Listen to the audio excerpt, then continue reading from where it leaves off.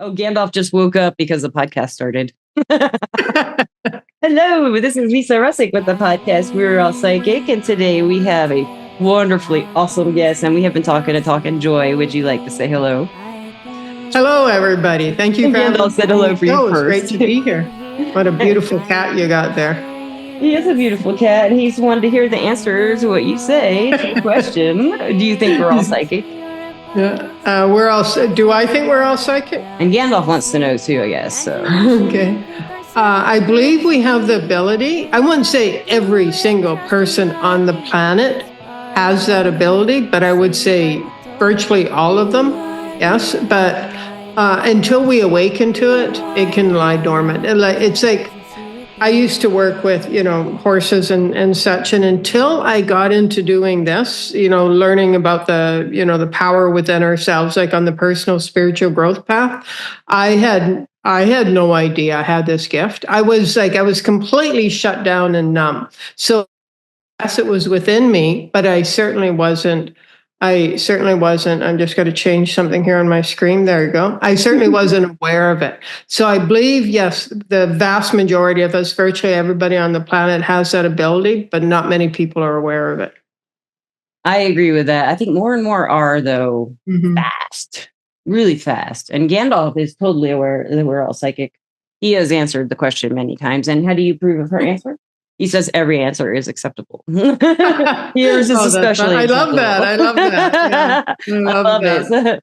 So I think too, because so many people are waking up to their intuition and getting messages and that, it can be a really confusing time for people as well. Because we're used to coming from the five senses and seeing everything as, it's physical and separate. And now you're getting messages or your intuition is saying things and it's like, what's going on here? So if that's anybody that's happening to, trust yourself. That's so big. If you don't trust yourself, you won't trust the messages that are coming in. Every time I work with a client and something's coming in and I'm like, okay. And it generally comes in more than once, 2, 3, 4 times. I'll finally say, I might not say it the first time, but then I'll finally say, this might seem really weird, but this is what I'm hearing. And they're like, oh yeah, that makes complete sense. When this happened, okay, now it all makes sense. Yeah. So even if it's weird to you or it doesn't make sense, it might to somebody else, or as your consciousness, increases, then it might start making sense. So yeah, I think get more background with it and stuff like that. So exactly. I find that especially true. With figuring out what their message is they're trying to get through a spirit or something. It's clearer now, definitely, but practice made it so much clearer. And that's a hard thing to practice, because some people don't really want to be a guinea pig for the mediumship, for example, luckily I found people who were willing to let me practice on them with that kind of thing, so I was fortunate that way. Because that's what for mediumship in particular for me was a validation from people that made me go, oh wow, that's real, that's really real, because I said this and I heard it from somewhere or nowhere or something. A spirit that I'm seeing told me this. That person told me it was right. That was something that really was hard for me to piece together. It still is sometimes, but it works. I'm okay with it. I'm great with it. But it's just still something that I can't explain at all, except with metaphysical terms, and some, quantum physics, people with quantum backgrounds of studying quantum mechanics and quantum physics who've been on the podcast and have said, they've proven all this stuff with that, those types of physics studies and and experiments, but it's such dense stuff for people because we've never dealt with it before. I think for people to really get into and rip apart and understand it on this level.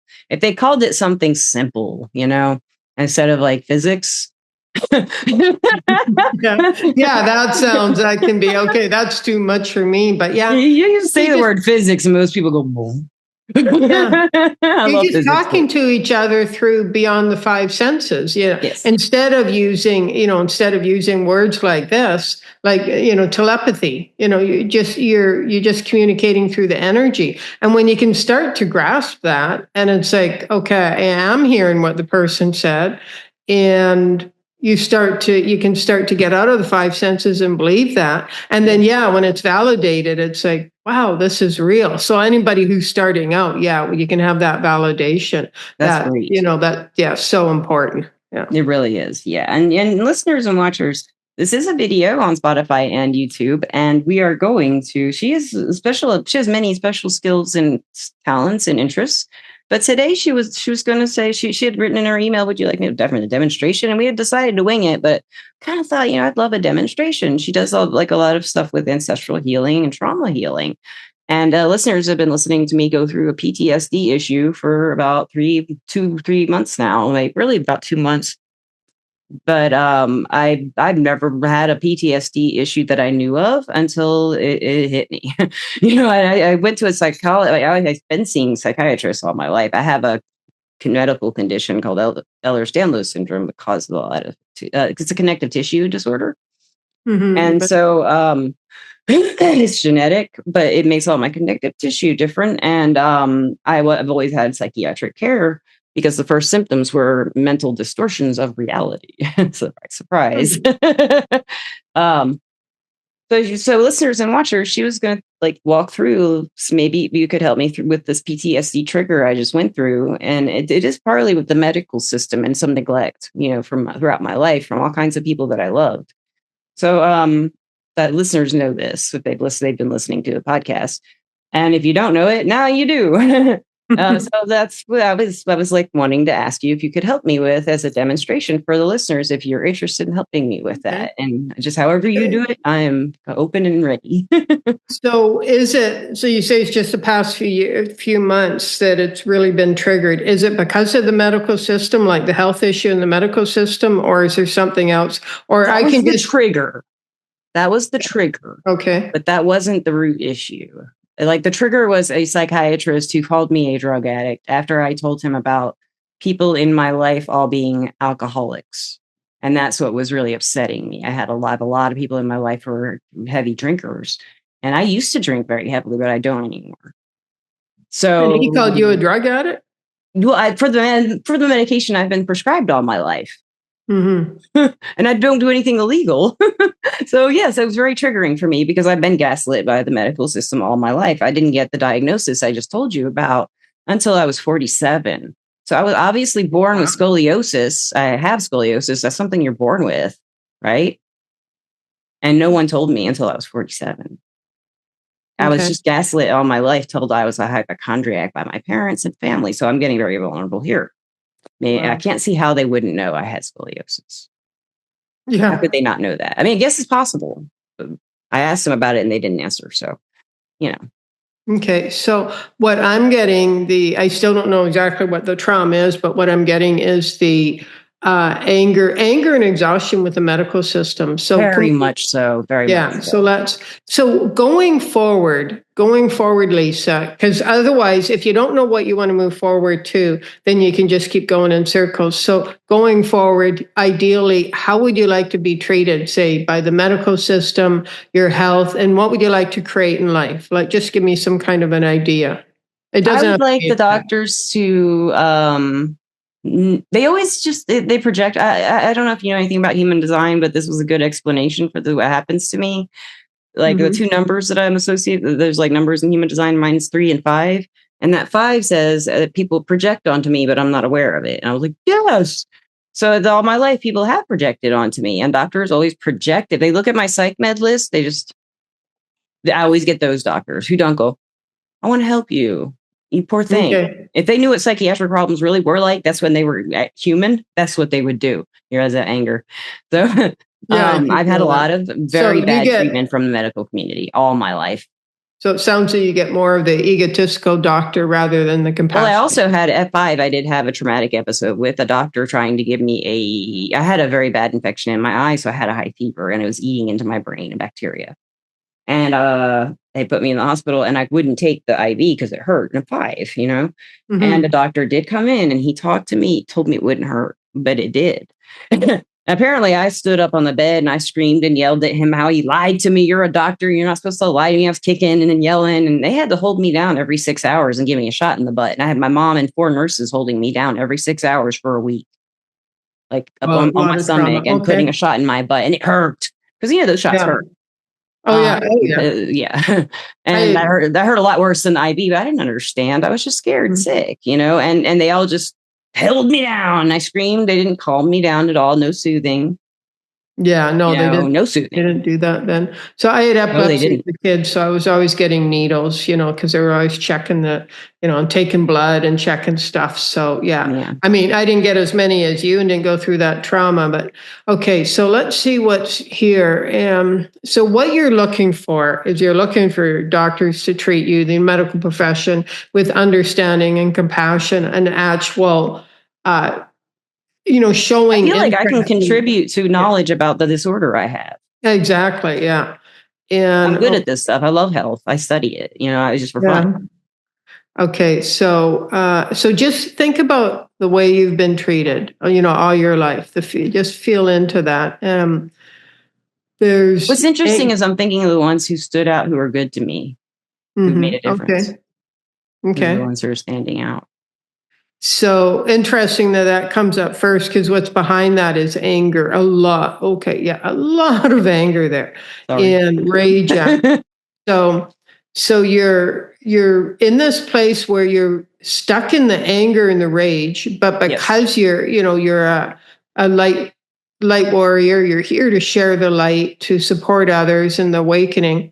You want to focus on those that have been supportive and compassionate. Yet this anger, it's like it's heavy and it's black, and it's contributing to the health issues. The health issues were already there. It is contributing in with that, but it's making it worse. And so let's go into, just imagine we're going really, and it's kind of stuck. It's all along your back, but especially from mid back on down.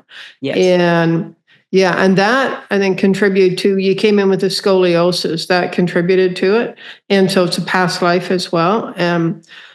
Okay, so this is really heavy. So just look at your, like, mid back about down, all the way to the pelvis area. And it's more towards the back of you physically. And the anger, there you go. There's a really scared little girl there. And yes, little Lisa, we see you. Okay, as we saw her, she wants to run away. Like she's seen, she's being seen. So she wants to run away. She wasn't supposed to be heard or seen, or else she'd get yelled at usually. Yeah, so she wants to run away from that. So it's okay, little Lisa. It was more my brother than my parents who were yelled. They usually yelled at each other. My brother was always picking on me. Okay. So little Lisa, like it's okay. You're being, there you go. Okay. It's interesting. My dog got up, and he usually doesn't get up. So he must be feeling something that's, that is going through you. So let's bless this. Imagine your entire self being blessed by that angelic light, angelic beauty, that grace, that love. There you go. Okay, and that's bringing up just allow this anger to come up. So allow yourself to receive the angelic love, light, beauty, grace. There you go. And just breathe, because what's coming up is this anger. It's coming up to be released, though. Okay, then there's a lot of shame coming up. This is really heavy. It's almost like a crying shame, and a lot of shame coming up. Okay, then there's some worthlessness energy coming up. So just keep breathing, and angels, just keep blessing Lisa, and anybody else who desires, could use a blessing, is willing to receive a blessing. Just allow yourself to be blessed and breathe, because heavy, as you're being blessed by this angelic energy, this heavy density is coming up: anger, shame, guilt. And there you go. There's the fight or flight, wanting to run away. So just keep telling yourself, I'm safe. I'm safe. I'm an adult now. In this moment, I am safe. Everything is safe. There you go. Take a deep breath in. Okay. I never feel safe. Right there, I can't do it. I can't feel safe. Okay. That's right there at that point. I just can't feel safe. Right there, everything I'm getting, and it's just right there. I don't feel safe. Okay, just right breathe. At the edge. And so bring yourself to one of the ways to feel safe, even if it's just a brief moment in this moment, I'll take it. Is to say, just remind yourself of simple things. My name is, so my name is I Lisa. live at, I'm a woman. In Nashville. Right. I have 2 cats. And I'm living in this house, in this room or whatever it is. Apartment, and it has beautiful windows. So very practical things, kind of like it is. It's really practical. Jeweler's bench, and I love it, and I haven't paid it off yet. So what you're doing is you're bringing yourself. This is actually therapists will use this sometimes to support a person out of trauma response. You're bringing yourself into the present moment, and so when you're saying, I can't feel safe, I can't feel safe, I never feel safe, or whatever the trauma is, you're going back to your and past. pushing it. I'm empowering it by saying that, even, I think. Yeah, you but are. But it's recognizing the block, though, too. So it's kind of double. But well, you've already recognized the block. You know that. So when you continue to give it energy and saying, I'm never feeling safe, you're denying that in this moment, this very moment, you are safe. I am safe right now. Yeah, exactly. So there are times, yes, the majority of the times might still be 99% of the time you don't feel safe because of past trauma. But that 1%, you start to realize, in this moment, as Joy and I are talking, I'm safe. Your whole body can relax. And then let's say in 2 minutes later, after we're done this, you don't feel safe again. You bring yourself back to the present moment. The more you focus on in this moment, even if it's just for a few seconds or a minute, I am safe. I'm in this room. There's my cat. There's my dog, whatever it is, I am safe. Your mind you start to release that trauma, and your mind starts to recognize, acknowledge, and understand that there are moments, even if they're very brief, that you do feel safe now, that you're an adult, you're not that helpless child, and there are moments that you feel safe. And then what happens is you feel safe. You give your attention to that, your energy to feeling safe. Well, what you give your attention and energy to, you will get more of in your life. And gradually you will start to feel safer and safer in your life. That's a great method. Thank you. I needed a method like that. And I just want to give you some feedback. When you were telling me, I could feel the energy shifting, and I could feel it coming up. And especially when you felt the dark anger, right through my throat. Then it came out. It wasn't real trauma. It wasn't really, it felt heavy. I felt heavier heavier energy move, or not move, not wanting to move. Let's put it that way. But that was like old stuff. Yeah. I don't know how old this kind of stuff is that I'm dealing with. It doesn't feel as old as that was. That was an attachment to cats. I had an unhealthy attachment. That probably was an ancient Egyptian or something. I just worshipped cats all my life. And I had a Reiki master of my Reiki teacher remove something, she said, from my heart. And I woke up the next day and I got her email saying she removed, she always did this. She would send an email the next day because she puts you to sleep. And the first thing I noticed when I woke up was I feel empty in here, but not bad. It's just empty. And I looked at my cats, and I didn't have this my babies. I do everything for them, and they can't live without me. That kind of thing I lived with all my life, and it just was gone.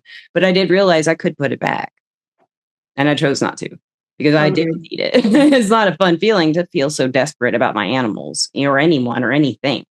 They don't want me to.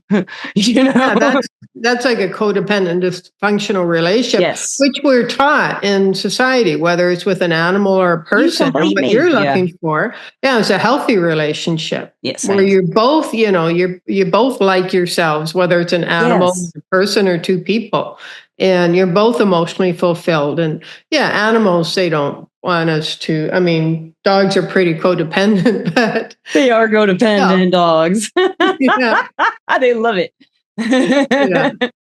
But they don't like that. That codependency feels heavy to them. So I'm sure your cats appreciated that. So thank you so much, Joy. That was really lovely. I mean, I feel a lot better than I have in probably about a month and a half. Physically too. And I've had health problems. We had to put this off and to kind of change the times on this, listeners and watchers. But you had said also that you were before you were going to offer a blessing to the listeners. We'll save that for last, maybe. But if you want. I just wanted to ask you, how did you learn how to do this? Because I felt everything, and your voice changed at certain times, and I could like feel it so strong with my empathy, like what you were putting into your voice. How did you learn how to do all this? Well, that was just flowing through me, and Yeah, is this a skill you have?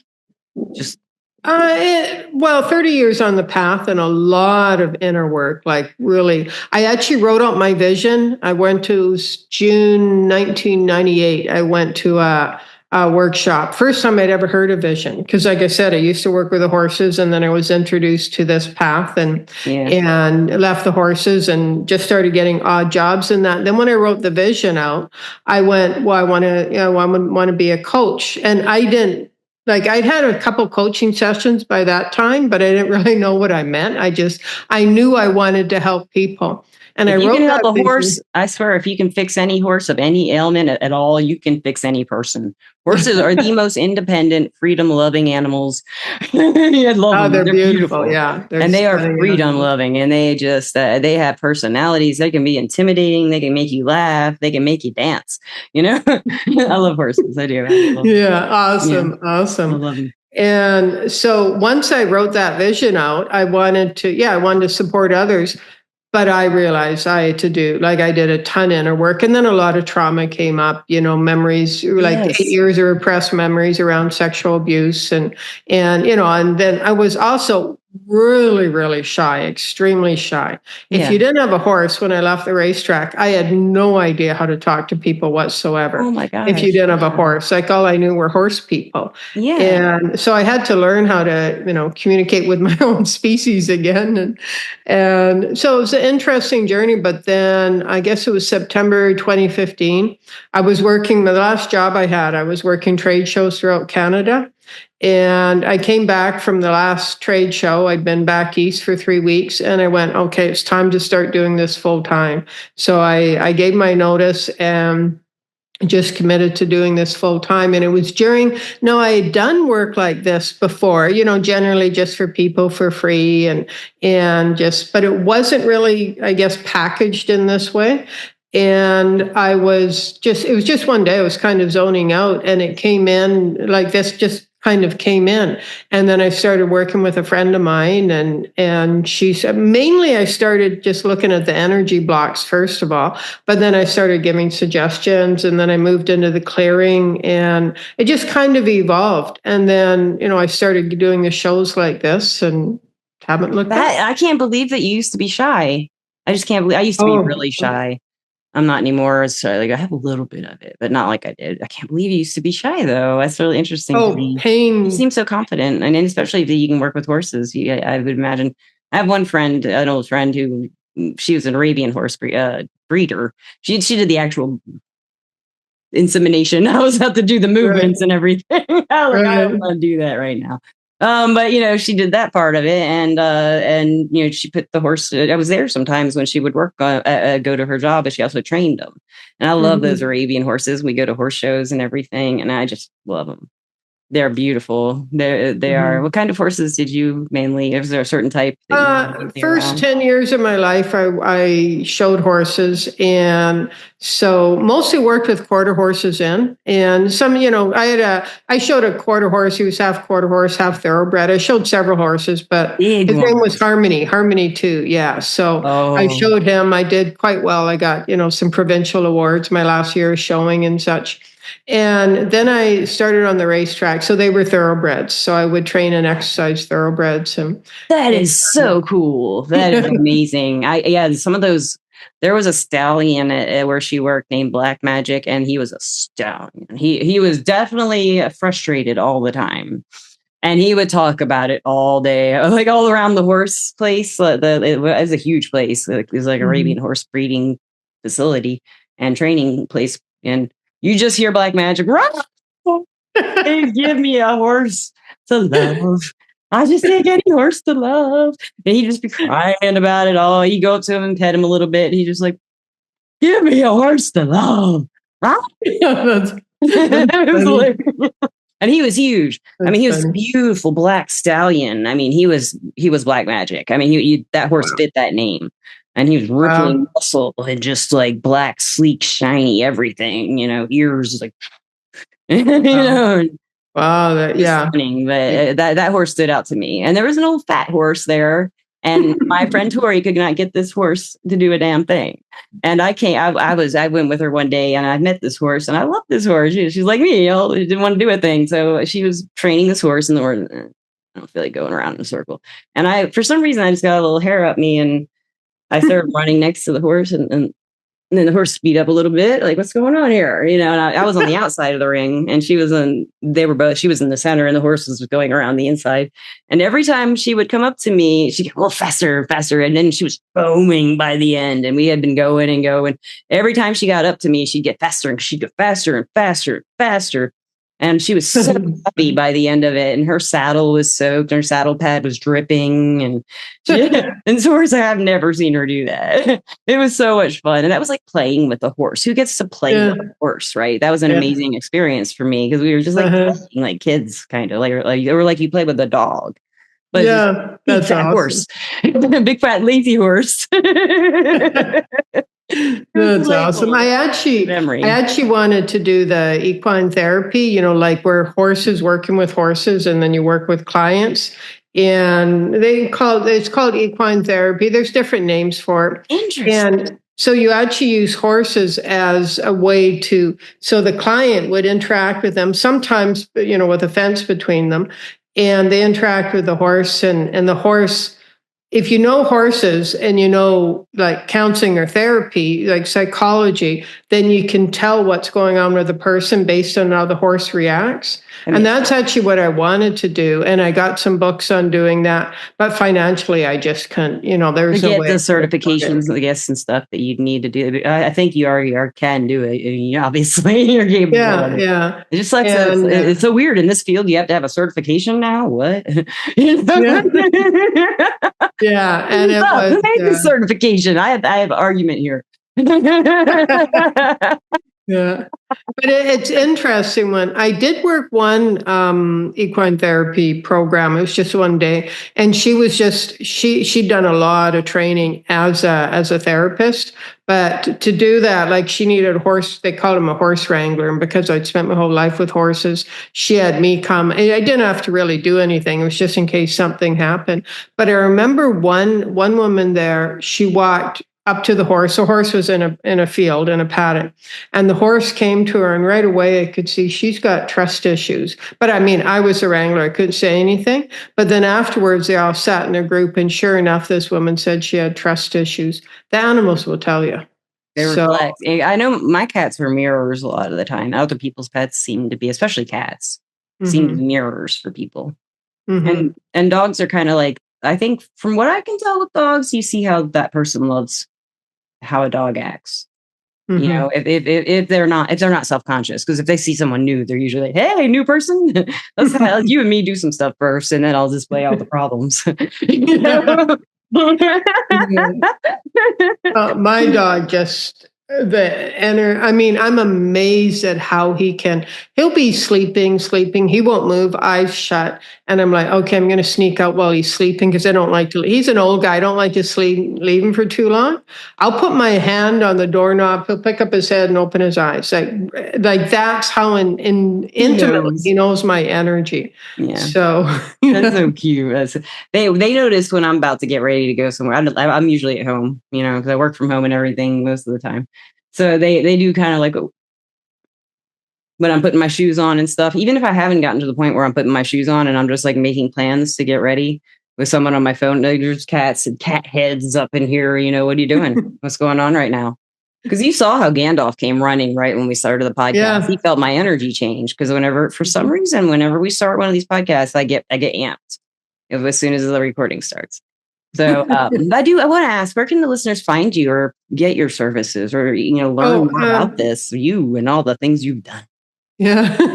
My website, it's courageinaction.com. So courageinaction.com. And there's also free, it's called Messages from Spirit ebook. So they're channeled messages. Some are written, some are PD or MP3s. Okay. And so they can get that as well on our website.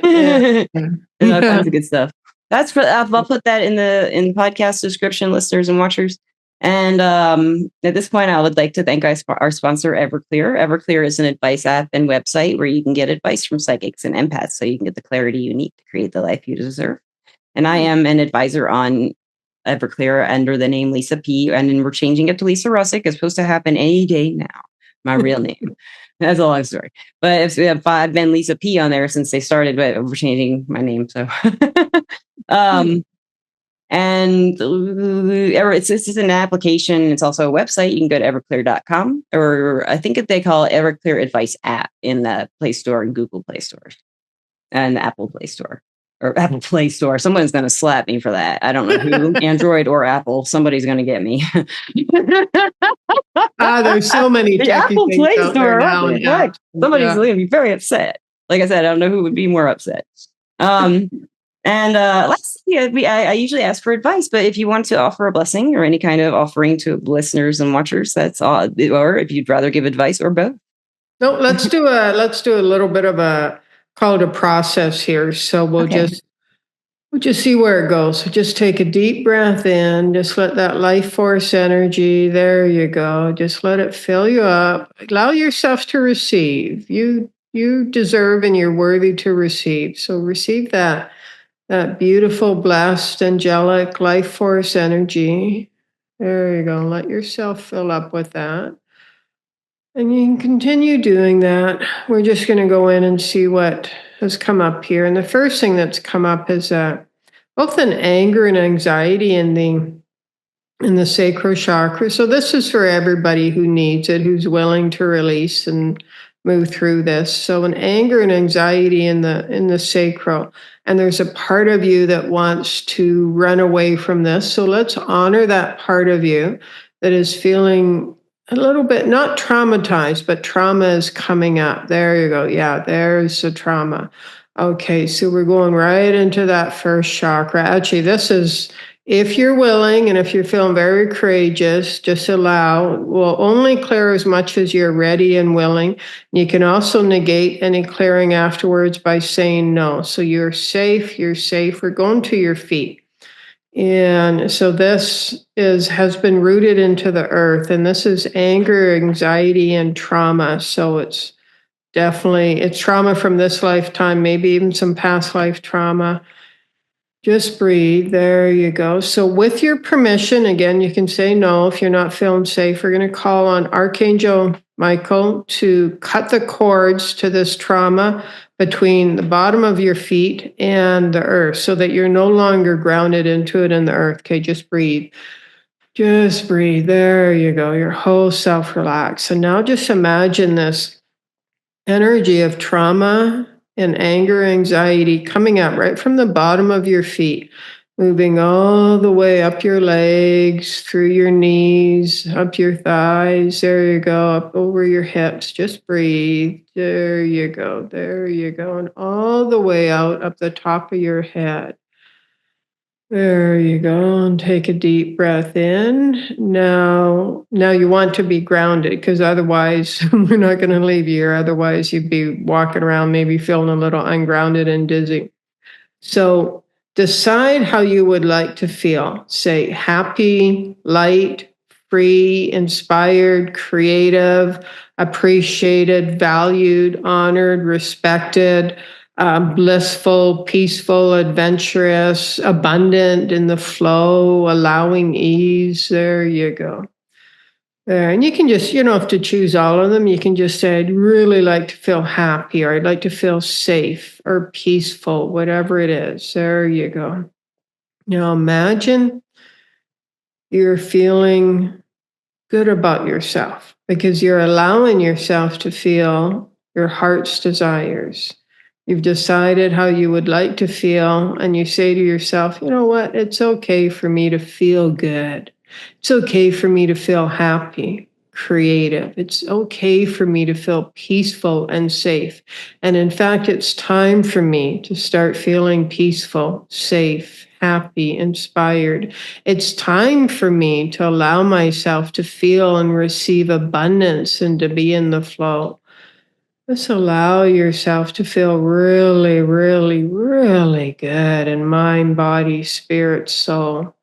How that energy is flowing down from the heavens through the top of your head, through your crown chakra, flowing all the way through you, all your heart's desires. Just let yourself feel that, be that, experience that, flowing all the way down your legs and out through your open feet chakras and grounding you into the earth. So now you are grounded into the earth with feeling good, safe, peaceful, at ease, adventurous, inspired, abundant, joyful. There you go. Whatever else your heart desires. And just notice how your mind feels more relaxed. It feels at ease in this moment. Your heart feels relaxed and at ease. Your body, your entire body, your joints, your entire self feels relaxed, safe, at ease. You feel relaxed, safe, and at ease in mind, body, heart, spirit, and soul. Grounded into the earth, feeling amazing. And give yourself permission to feel good, to feel amazing. Soshoko basa, wala soshoko babaka, awala sa, soshoko basa, wala ka, tukabase babaka, awala sa, soshoko basa, wala ka, tukabase babaka. Awala sa soshoka basawala kababaka tukabase. There you go, my friend. Namaste. Thank you. Whoa.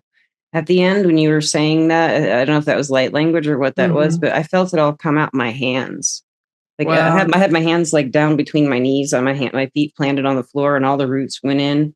And then I just felt all this like roots out of my hands kind of like root into like the ground too. Wow. But it was more like stuff coming out to just like, but it was like not supposed to be there. But then at the same time, it was like good energy came in from the inside. It didn't go into the ground though. It just stayed in my hands. Oh, okay. It was tingling. I know, it was just the neat kind of, that was really cleansing. I feel like all those things you were saying that I can embody. And you can look at my eyes and I feel like I'm not as scattered, definitely. And I do feel like an adventurer. I feel like a Reuben from the batter's box down the road. And that's what I'm going to do after this podcast. So thank you, Joy, from the bottom of my heart. Thank you for that. I feel amazing. Feel freaking amazing. I'm going to have a great time mixing. I might wait till tomorrow to mix it so I can feel this way again tomorrow and then start working on this process because it's a really good process. Thank you for this. Sincerely, I mean it. Yeah, your energy feels and looks really relaxed right now. I feel a lot better. It does when that energy comes through. It's just so relaxing. Yeah. It is. Yeah, thank you. I have nothing to say. I love it when a guest leaves me speechless. I love it. Never happens. Hardly ever happens, but it's wonderful. And with that, listeners and watchers, I love you. Enjoy. Do you love the listeners and watchers? Okay. Thank you for having me on your show, Lisa. And thank you for her way of saying she loves you, listeners and watchers. And I love you. I'm so glad you came on the show. Love you, listeners and watchers. We will be back tomorrow, I think, or sometime very soon. And everybody have a great time. Peace out. Bye, everybody. Welcome to season 9. I forgot because it's the last thing to do, and 9 is the last number of numerology. Yes. And thank you, Joy, for being the first guest of season 9. Okay, thanks. Bye.